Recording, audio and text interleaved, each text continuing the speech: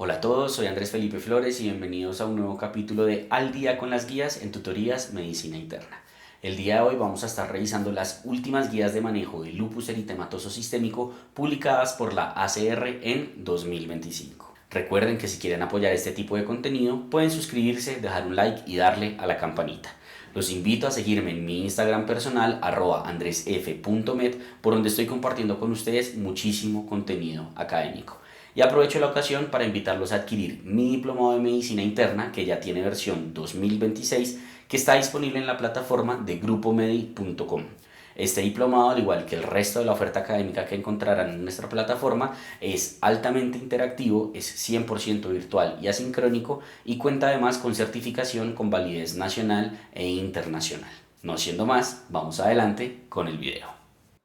Hablemos entonces de estas nuevas guías de manejo del lupus eritematoso sistémico de la ACR publicadas en 2025.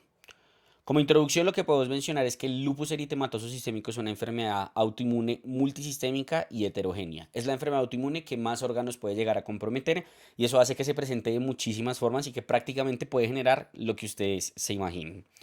En Estados Unidos sale una prevalencia de 78,2 por cada 100.000 habitantes, siendo más común en las mujeres. La etiología en general es multifactorial, es decir, tiene tanto un componente genético como un componente ambiental documentado, y hay peor pronóstico en algunas poblaciones que van a ser raza negra, hispana, américa nativa y asiática. Esta, digamos que guía es exclusiva de tratamiento, no es de diagnóstico ni nada por el estilo para que lo tengamos en mente. Y de entrada nos dicen que hay como unas generalidades o como unas consideraciones generales que uno siempre debe tener en mente cada que va a manejar un paciente que tiene lupus eritematoso sistémico. Lo primero es que se debe diagnosticar y manejar prontamente, ¿cierto? Y que lo que nos va a guiar la intensidad y el tipo de terapia va a ser el grado y la severidad de la actividad del lupus.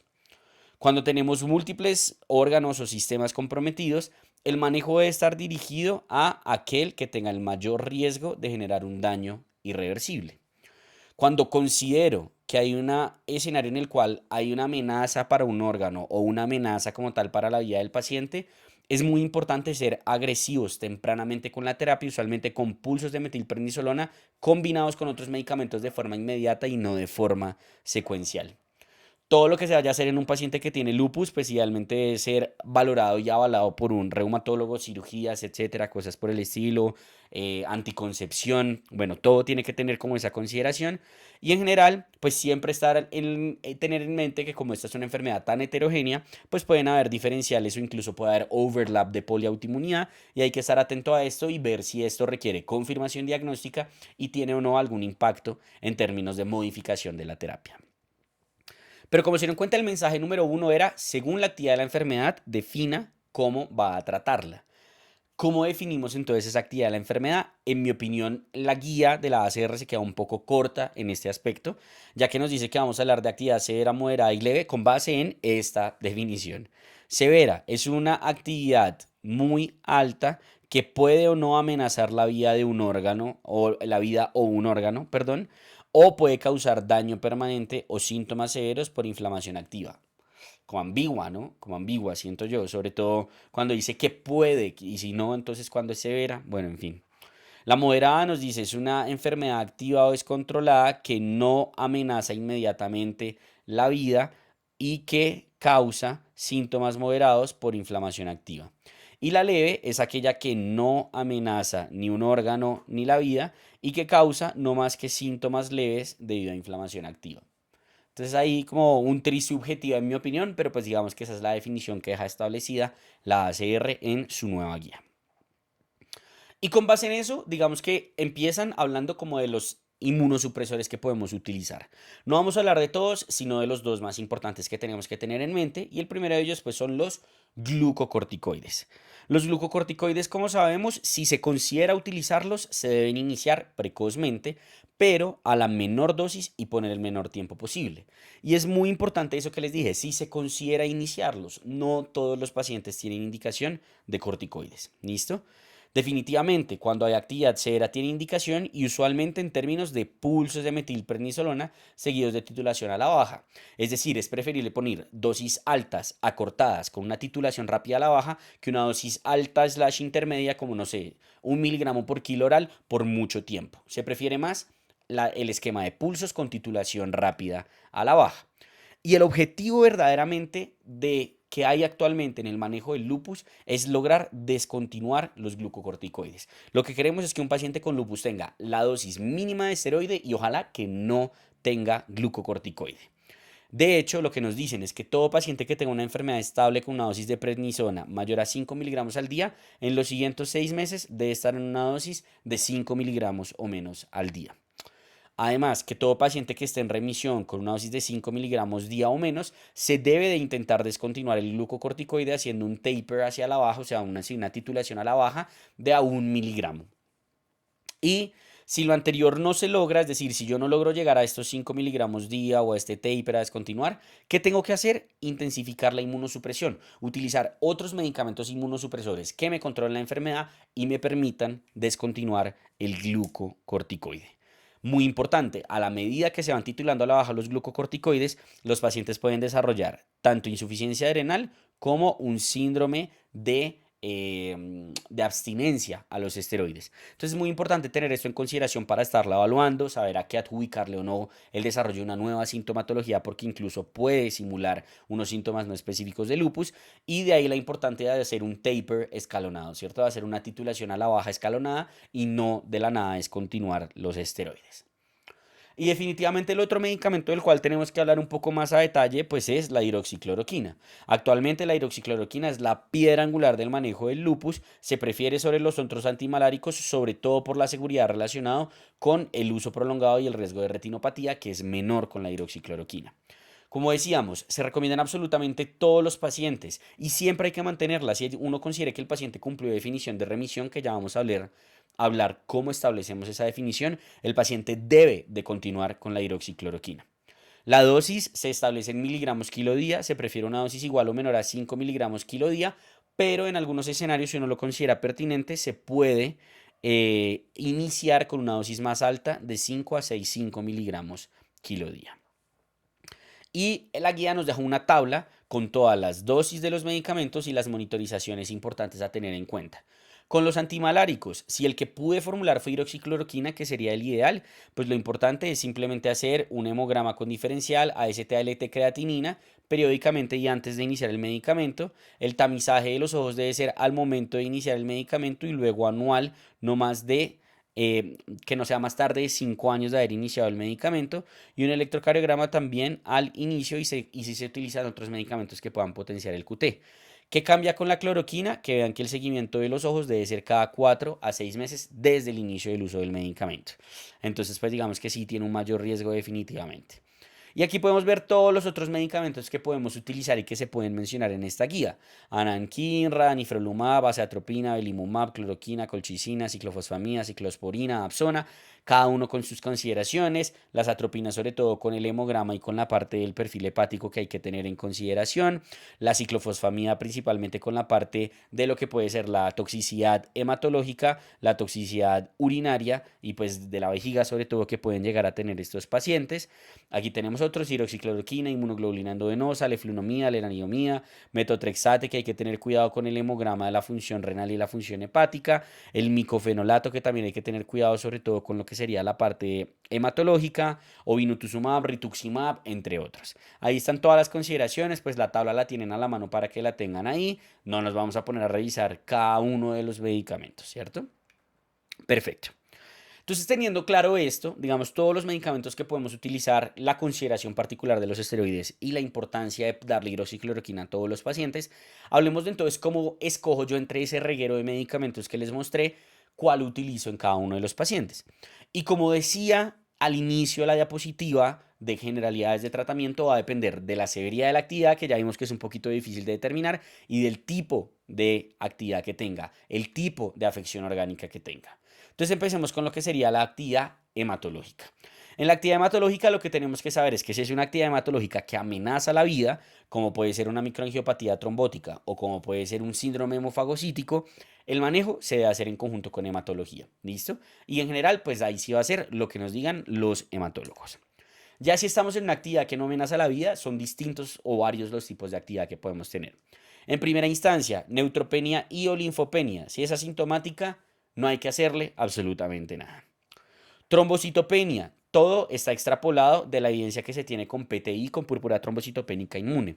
En general, si es asintomática, únicamente se maneja cuando hay conteos por debajo de 30.000, usualmente con esteroides más alguno de los siguientes: micofenolato, azatropina, inhibidor de calcineurina, anti-CD20, belimumab y o inmunoglobulina endovenosa.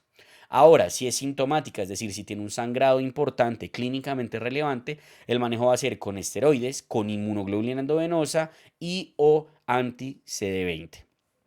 Y eventualmente se puede considerar en trombocitopenia refractaria el uso de los análogos o los estimulantes de trombopoyetina, y la esplenectomía, siempre y cuando sea en conjunto o esa decisión tomada con un hematólogo.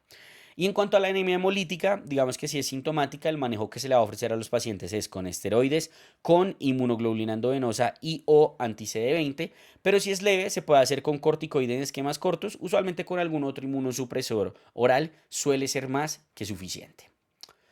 Ahora, si la afección orgánica es neurológica, nuevamente va a depender de si se considera severa o no.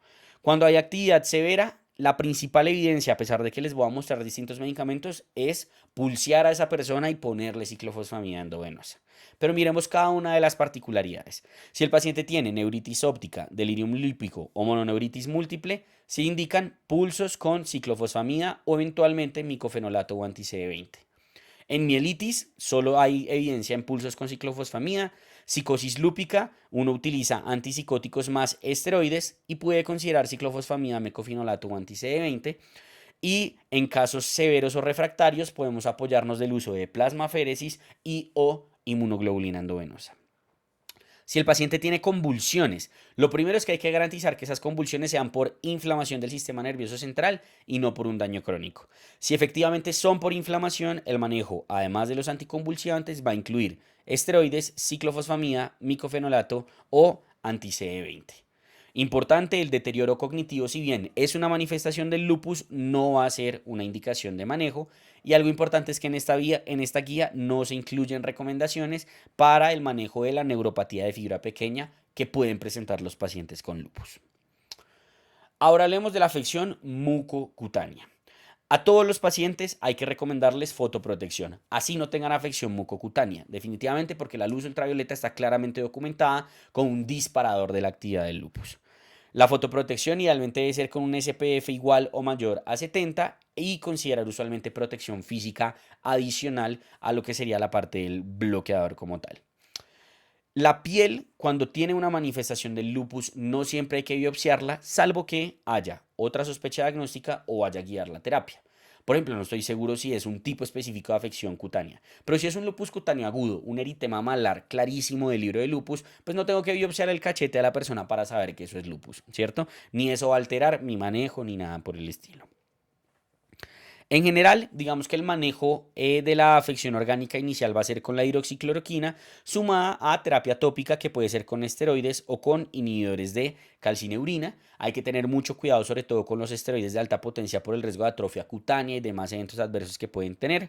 Y eventualmente uno puede considerar infiltración con corticoides o un curso corto de esteroide sistémico.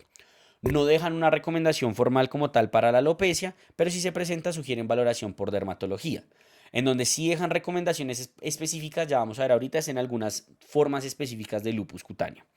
Estas son las, digamos, como fórmulas que podemos utilizar para el manejo tópico.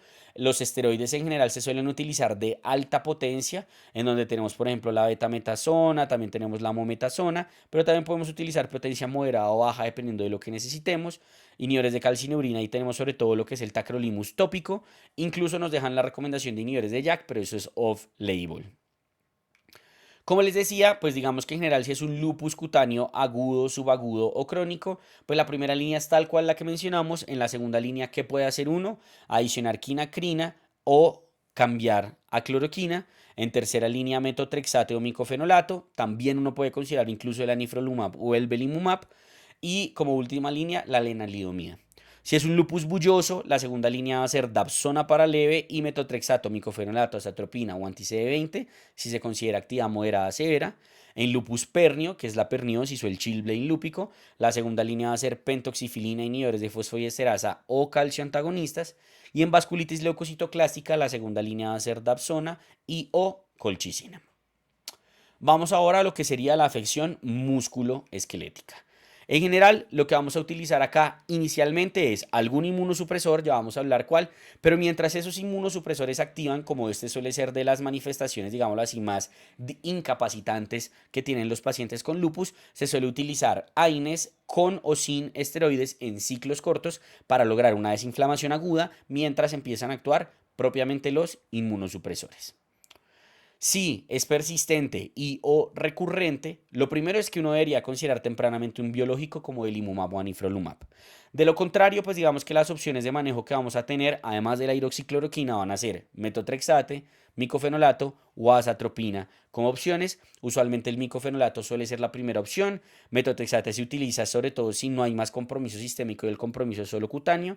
Y la azatropina, siendo la de menos evidencia, si se deja como última opción. Importante, no hay recomendaciones en la guía para el manejo de la artropatía de Yakut.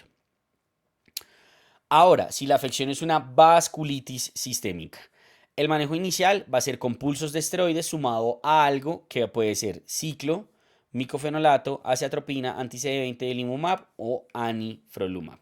Ahí va a depender un poco de qué manifestación propiamente tenga la vasculitis. Si es una vasculitis que, no sé, por ejemplo, está generando una glomerulonefritis rápidamente progresiva, pues muy probablemente ciclofosfamida sea la opción a utilizar, ¿cierto?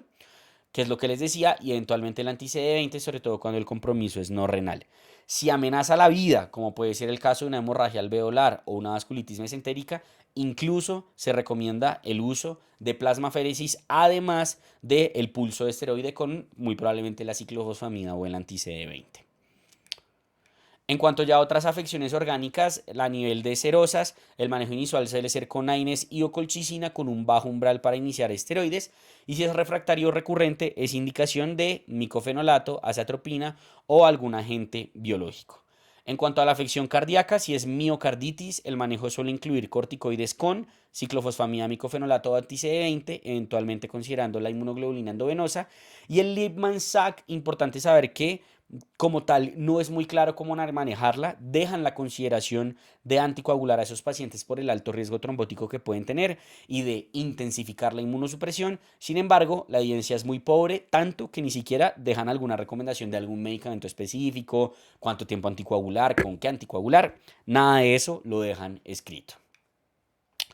En resumen, ¿qué podemos decir? Que esto sería lo que tendríamos que hacer. Tengo un paciente que le diagnostico lupus eritematoso sistémico. Ya sé sí o sí que voy a utilizar hidroxicloroquina. Si considero pertinentes los glucocorticoides, solo los voy a utilizar si son necesarios a la menor dosis posible y por el menor tiempo posible, buscando en menos de 6 meses estar en 5 miligramos día o menos, ¿cierto? Solo si mi paciente tiene manifestaciones severas que amenazan la vida o el órgano, voy a considerar el uso de esteroides en pulsos en adición con otras terapias. De resto, en general, va a ser una terapia escalonada dependiendo de la afección que haya. Si es una afección mucocutánea, ya habíamos dicho hidroxicloroquina junto con protección, fotoprotección y con terapia tópica en la gran mayoría de los escenarios, pero si llega a ser refractaria, moderada, severa, podemos utilizar otros medicamentos como metotrexate, micofenolato, anifrolumab, belimumab. A nivel músculo esquelético, lo mismo, hidroxicloroquina, y podemos considerar micofenolato, metotrexato, azatropina usualmente, o si es severa, refractaria, persistente, los biológicos como anifrolumab o belimumab. En serositis ya vimos, colchicina era algo que podríamos considerar IAINES, pero si es recurrente, persistente y demás, pues ya como tal algún inmunosupresor. A nivel hematológico, la leucopenia sintomática no requiere de tratamiento, la trombocitopenia se extrapola de PTI y la anemia hemolítica en general va a ser esteroides más algo más, si es sintomática casi siempre, anti-CD20 o inmunoglobulina endovenosa. A nivel neuropsiquiátrico, pues también depende si es una actividad severa, en general va a ser pulsos con ciclofosfamida. Si es una parte de psicosis o convulsiones, garantizar que no sea por daño estructural y que sea realmente por inflamación. Y si es así, pues darle el manejo usualmente con esteroides, micofenolato, anti-CD20, ciclofosfamida también. A nivel cardíaco, miocarditis, casi siempre inmunosuprimir, Lipman-Sachs, considerar la posibilidad de anticoagulación. Y en vasculitis depende de la severidad, si es severa pulsos con ciclofosfamida o anti-CD20, si no, puedo considerar incluso micofenolato, anifrolumab, belimumab, entre otras. ¿Listo? Entonces, pues esta es la tablita como que nos deja en resumen todo. Ahora, algo importante es que, seguro si alguno se dio cuenta, no hemos hablado hasta ahora del componente renal. Y la razón es que, como unos meses antes de que saliera esta guía, salió esta guía de manejo de nefritis lúpica de la ACR que a pesar de que dice que es del 2024, fíjense cuándo se publicó, septiembre del 2025, o sea, también es publicada recientemente. Hay una guía que probablemente ya esté publicada al momento de que salga este video, si no se va a publicar muy probablemente como a la siguiente semana o algo por el estilo de que salga este video, ¿listo?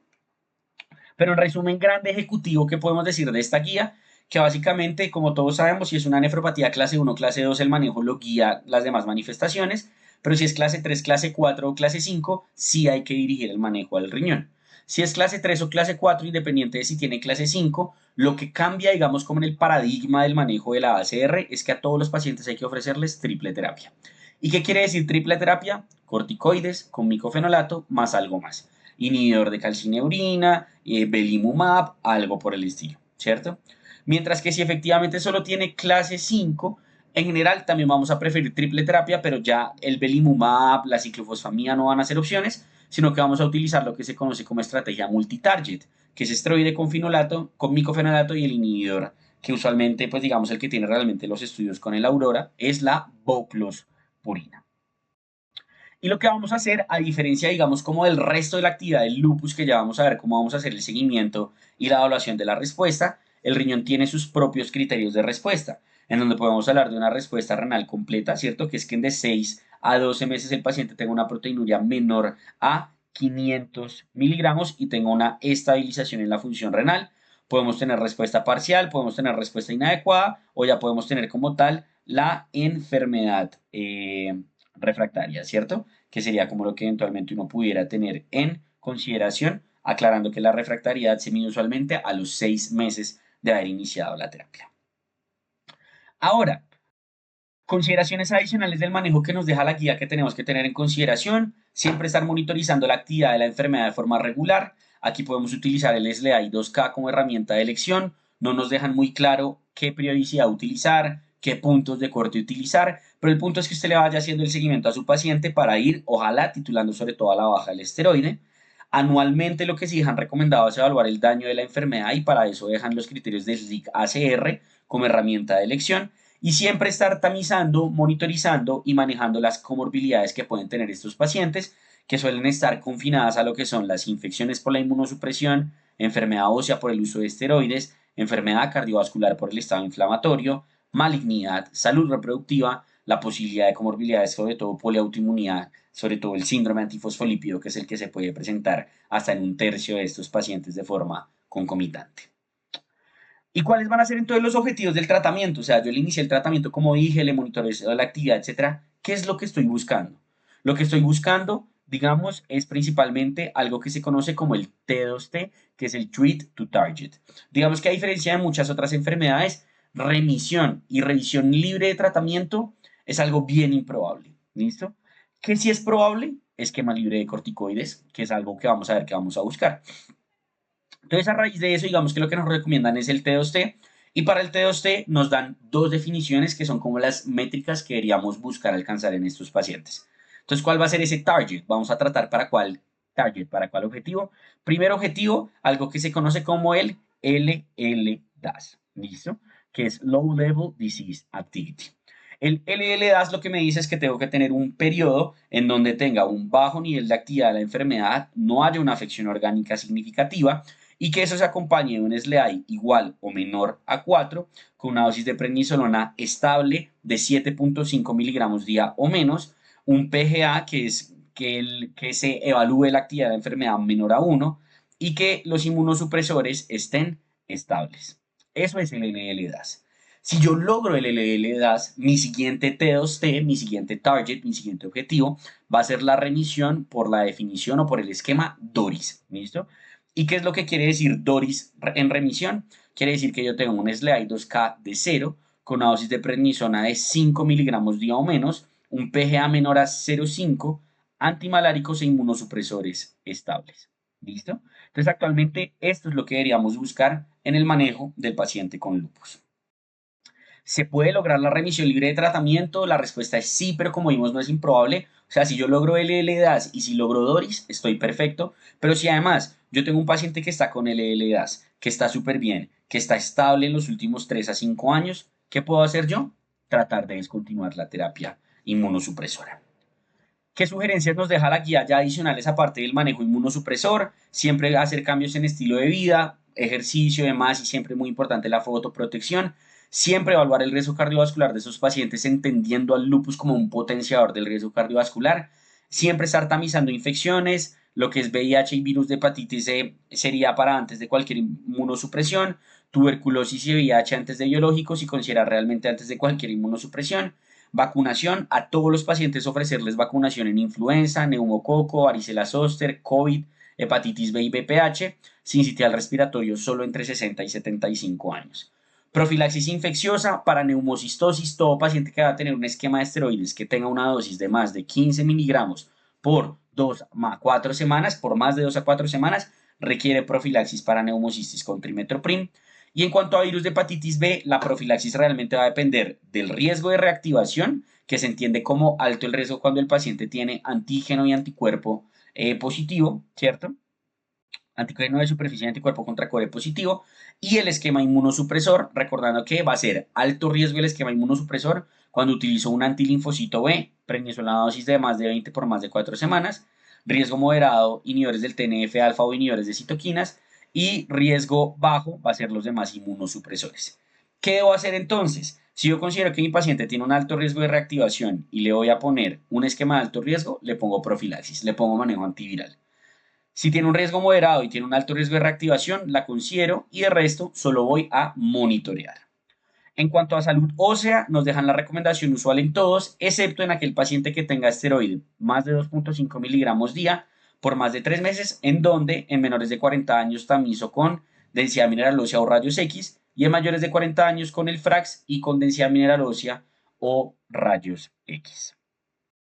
Tamizaje de neoplasias va a ser el mismo para todo el mundo, excepto por citología urinaria en los pacientes que hayan tenido uso de ciclofosfamida, y también dejan la recomendación de un protocolo aumentado extendido de cáncer de cuello uterino, utilizando como base las guías de VIH. En cuanto a salud reproductiva, muy importante es que se debe idealmente dar anticoncepción a las mujeres con lupus, porque uno, digamos que solo debería planear, el embarazo debe ser planeado, planear un embarazo cuando se tenga LL-DAS con medicación no teratogénica por 4 a 6 meses. La anticoncepción debe ser con métodos libres de estrógeno con bajo riesgo trombótico, como es el DIU, liberador de progestágenos o el implante subdérmico. Considerar estrategias de preservación, por ejemplo, de óvulos o cosas por el estilo, y también de espermatozoides en pacientes que van a ser sometidos a terapia con ciclofosfamida, que pues sabemos que tiene un impacto en el potencial reproductivo altísimo. Y muy importante, si el lupus está activo o hay daño orgánico, evitar tanto el embarazo como la reproducción asistida, porque recuerden que eso les ponen dosis altísimas de estrógenos para hacer, digamos, como una hipermaduración de los folículos y todo eso. Y eso sería todo en cuanto a esta guía de lupus de la ACR. Espero que les haya gustado. Cualquier duda que tengan, déjenla en los comentarios y trataré de responderla lo más pronto posible. Y si quieren seguir aprendiendo con nosotros, lo pueden hacer con el video que está en sus pantallas.